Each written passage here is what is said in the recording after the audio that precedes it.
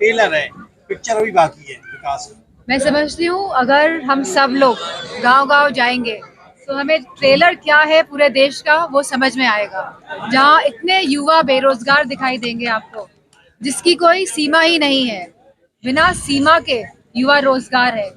वही हमारा किसान बहुत ही बुरे हाल में है, वहीं गांव की सड़कें, गांव में बिजली की व्यवस्था फटीचर हाल में है।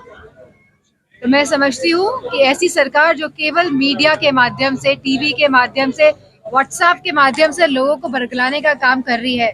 लेकिन मेरी विशेष अपील है लोगों से, आप सबके माध्यम से, कि आप अपना गांव देख लेना, अपने आसपास के 10 गांव देख लेना। किसी भी युवा को अगर रोजगार मिला हो, किसी भी किसान को खुशहाली मिली हो, किसी की भी आय दुगनी हो या महंगाई कम हो। जो दुगनी आय की बात करते थे, इतनी महंगाई बढ़ गई है कि आज उनकी आय आधी से भी कम रह गई है। तो मैं समझती हूँ यही मुद्दे रहेंगे चुनाव में, और लोगों से भी अपील है कि अपने टीवी के ना देखते हुए आसपास में अगर आपको विकास दिखता है तो जरूर आप सहयोग करिए ऐसे लोगों का। लेकिन आप बिल्कुल भी बरगलाई नहीं इस बार, और युवा पूरे जोर शोर से भाजपा को हटाने जा रहा है। प्रशांत मौर्य का कहना है कि 2047 तक प्रधानमंत्री का पद खाली नहीं है और राहुल गांधी चुनाव की तैयारी भूल चुके हैं। मैं इस पे कोई टिप्पणी नहीं देना चाहूंगी। दिल्ली के अंदर केजरीवाल ने मेरठ से 15 दिन की जेल हुई है। क्या लगता है कि जिस तरीके से वो अंदर से सरकार चलाने की बात कर रहे हैं वो कितना जाए? ये एक डेमोक्रेटिक सेटअप के लिए, एक लोकतंत्र के लिए बहुत ही निराशाजनक बात है, क्योंकि अब इस तरह का वातावरण हो गया है जहाँ पे जो मुख्यमंत्री हैं उनको जेल भेजा जा रहा है। लगातार ये दूसरे मुख्यमंत्री जेल गए हैं और सीबीआई और ईडी के माध्यम से लोगों को जहाँ सताया जा रहा है और वही वसूली भी की जा रही है। तो एक तरह का भ्रष्टाचार पूरे देश के सामने आया है और लोग अब बहुत अच्छी तरह से इस बात को समझ रहे हैं कि सबसे ज्यादा भ्रष्टाचार किस पार्टी में है।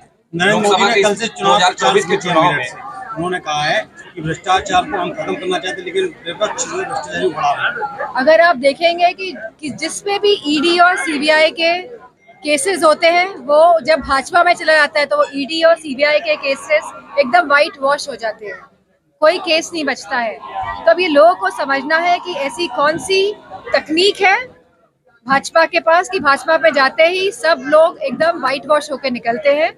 और मैं समझती हूँ जो मूल मुद्दे हैं वो हमारे युवाओं का रोजगार है, वो महिला सुरक्षा है, जहाँ 50% महिलाओं के संग जघन्य अपराध बढ़ रहे हैं पूरे प्रदेश में और सरकार संज्ञान नहीं ले रही है। कोई भी किसी को भी मार दे रहा है। मोदी जी के नाम से इस बार लोकसभा चुनाव भाजपा लड़ने जा रही है। लोग कहते हैं मोदी जी की गारंटी पे लोगों को विश्वास है। मैं समझती हूँ जो बात कही गई थी कि 100 दिन के अंदर 2014 में कि 100 दिन के अंदर विकास की गंगा बहा देंगे, ऐसा कोई काम हुआ नहीं है। जहाँ युवाओं की बात करी गई थी, रोजगार 2 करोड़ रोजगार प्रति वर्ष युवाओं को मिलेगा, आज वो रोजगार कहाँ है? जहाँ आप बात कर रहे थे कि किसान की आय दुगनी हो जाएगी, महंगाई के चलते एमएसपी जो नहीं मिल रही है, जो खाद, जो डीएपी जो महंगी हो रही है, लगातार किसानों की आय घट रही है। और अगर आप उत्तर प्रदेश में आएंगे तो इतने आवारा पशु आपको नजर आएंगे सड़कों में, शाम के टाइम समय खेतों के अंदर, कि आप जिसकी कल्पना नहीं कर सकते हैं किसान कैसे अपना खेत बचा रहा है। इस बार आप चुनाव भाजपा के नीतियों पे जाएंगे या अपनी उपलब्धियों को लेकर गिनाएंगे? समाजवादी विचारधारा के साथ चलेंगे, अपनी नीतियों को बढ़ाएंगे आगे, और साथ में जो भाजपा जो सपने दिखाए थे और जो पूरी तरह विफल रही है भाजपा सरकार, उस पे भी चुनाव लड़ा जाएगा।